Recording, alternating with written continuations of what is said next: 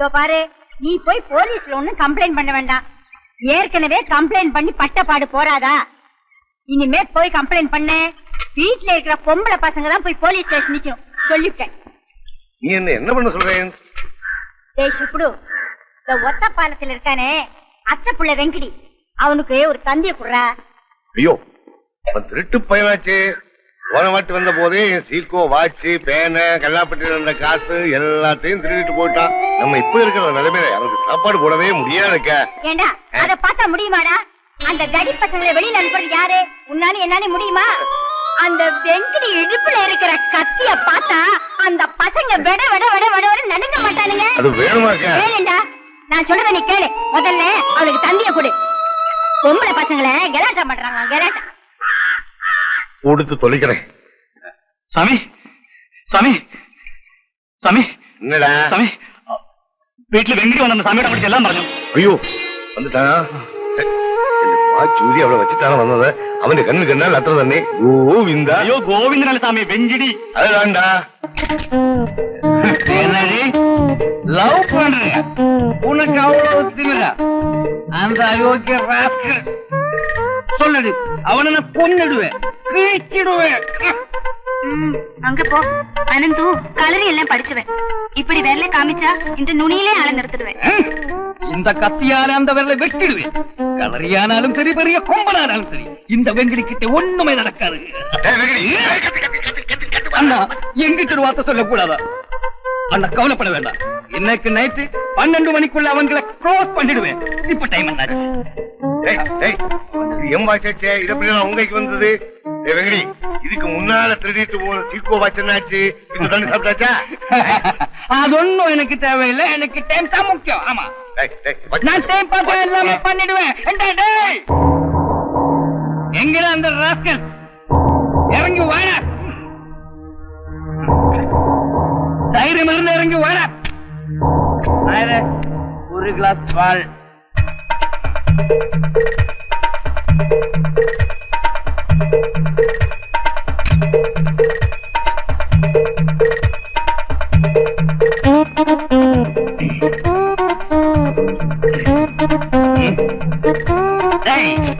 தைரியம் இருந்து இறங்கி வாடா.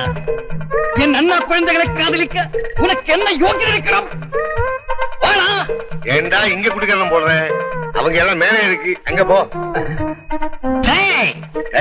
எங்க போய் கத்தியால குத்தாதடா. நல்லொரு காரியத்தில் உம குறையன்னு விழிக்காது. கத்தி இல்லாமல் வெங்கடி இல்லை, வெங்கடி இல்லாமல் கத்தி இல்லை.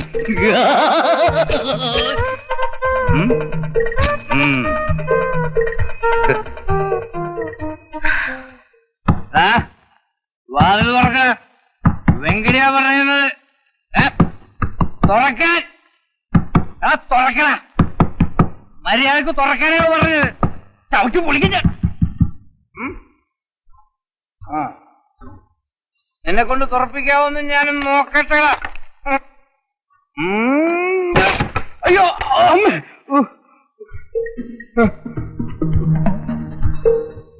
ഇതിന്റെ കത്തി എവിടെ പോയി? എവിടെ കത്തി?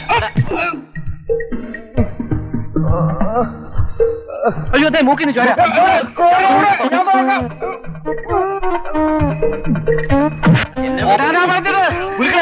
അവനെ വെറുതെ വിട്ടു.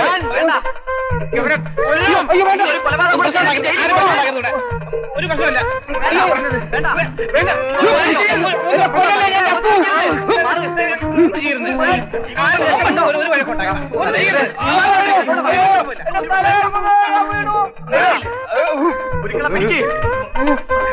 പിടിച്ചോ,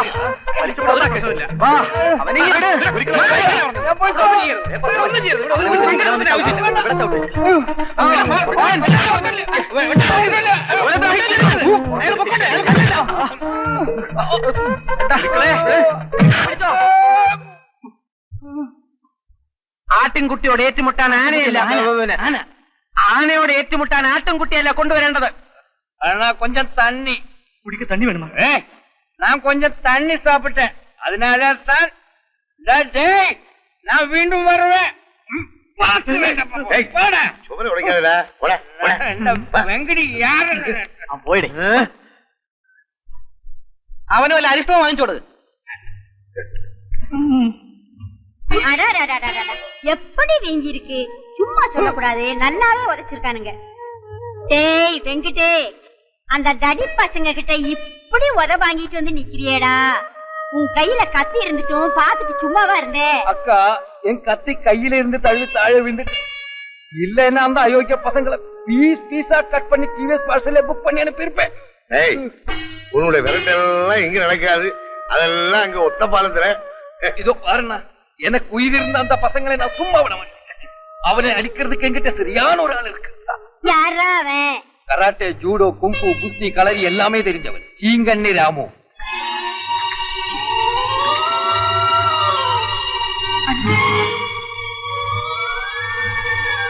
ആകെ കുഴപ്പമാ. എന്താ? അപ്പാവും മാമനും കൂടി അനന്തുവിനെ തല്ലിക്കാൻ ഒരു വലിയ റൗഡിയെ കൊണ്ടുവരാൻ പോവുകയാണ്.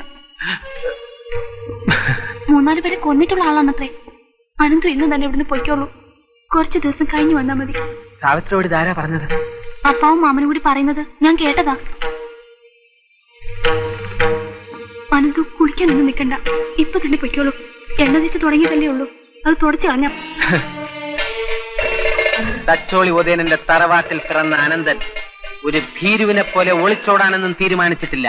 വേണ്ട, അനന്തു ഒന്നിനും നിൽക്കണ്ട. എങ്കിൽ സാവിത്രിക്കുട്ടി പറഞ്ഞതുകൊണ്ട് മാത്രം ഞാൻ അനുസരിക്കാം. വീരചരമമടഞ്ഞ തച്ചോളി തറവാട്ടിലെ പിതാമഹന്മാർ മുകളിൽ ഇരുന്നെന്നെ പരിഹസിക്കുമായിരിക്കും. എനിക്കതൊരു പ്രശ്നമല്ല.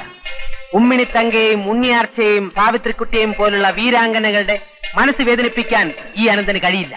അടുത്ത ബസ്സിന് തന്നെ ഞാൻ പുറപ്പെടുകയായി.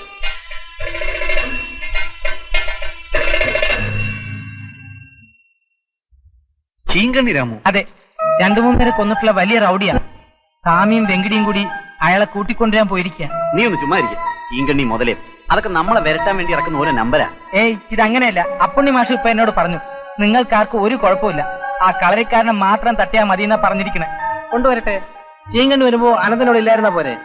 അനന്തൻ നാട്ടിലേക്ക് വെക്കോ? അങ്ങനെ ഞാനൊരു ഒളിച്ചോട്ടം നടത്തിയാൽ സാവിത്രിക്കുട്ടി എനിക്ക് നഷ്ടപ്പെടും. തന്നെയുമല്ല, ഒരു റൗഡിയെ പേടിച്ച് നമ്മൾ ഇവിടെ ഒളിച്ചോടി പോകാനാണെങ്കിൽ പിന്നെ ആണുങ്ങളാണെന്ന് പറഞ്ഞ് മീശം വെച്ച് നടന്നിട്ട് എന്താ കാര്യം? ഞങ്ങളെ വിശ്വസിച്ചിറങ്ങിയ പെൺകുട്ടികളുടെ ഗതി എന്താവും? ഏതായാലും ഞാൻ വീട്ടിൽ പോയി അമ്മയുടെ അനുഗ്രഹം വാങ്ങിച്ചിട്ട് വരാം. അതെന്തിനാ? രണ്ടും കൽപ്പിച്ച് ഞാൻ ചീങ്കണ്ണിയോട് ഏറ്റുമുട്ടാൻ പോവുക. ഒന്നുകിൽ ഞാൻ വിജയിയാകും, അല്ലെങ്കിൽ രക്തസാക്ഷി.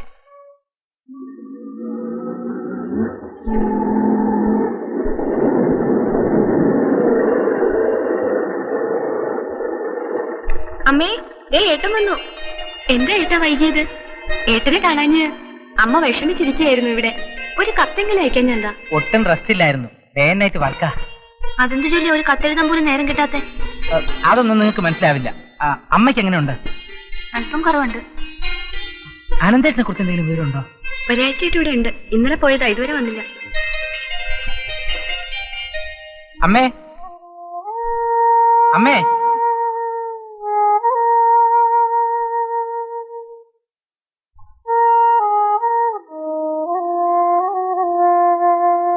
അമ്മയുടെ കരച്ചിൽ കാണാനാണോ ഞാൻ ഇങ്ങോട്ട് പോകുന്നത്? വീട് വിട്ടാ നീ ഞങ്ങളെല്ലാവരെയും മറക്കുമല്ലേ കൂട്ടാ?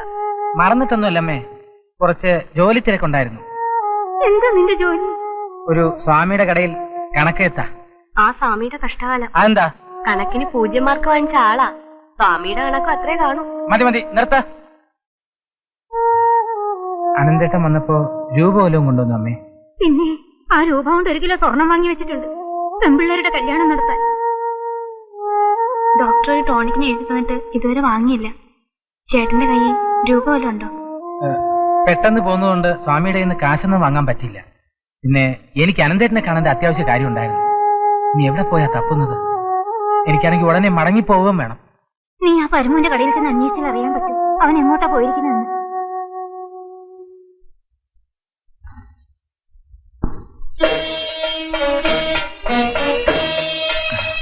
ചേട്ടന് ഇത് എവിടെയായിരുന്നു? അറിഞ്ഞേ തീരുള്ളൂ നിനക്ക്. ചേട്ടന് ഈ വീടിനോട് വല്ല ഉത്തരവാദിത്വം ഉണ്ടോ? കളരിയും അഭ്യാസവും ഒക്കെ ആയിട്ട് നാട് ചുറ്റി നടന്നാ മതിയല്ലോ. എന്നെ നീ ഉത്തരവാദിത്വം പഠിപ്പിക്കണ്ട. നിന്നോട് ആര് പറഞ്ഞു എന്റെ പേരും പറഞ്ഞ് കണ്ട നാട്ടുകാരെയൊക്കെ പറ്റിച്ചടക്കാൻ? ഞാൻ ആരെയും പറ്റിച്ചിട്ടൊന്നുമില്ല. നുണ പറയുന്നോടാ പട്ടി. എനിക്ക് കുരുക്കൽ കൊടുത്തയച്ച കത്തും കൊണ്ട് നീ പോയില്ലേ? കളരി എന്താണെന്ന് എനിക്കറിയാമോടാ? എനിക്ക് കളരിയൊന്നും അറിയില്ല, പക്ഷേ ഈ വീട്ടിലെ പ്രാരാബ്ധങ്ങളും ബുദ്ധിമുട്ടുകളും അറിയാം.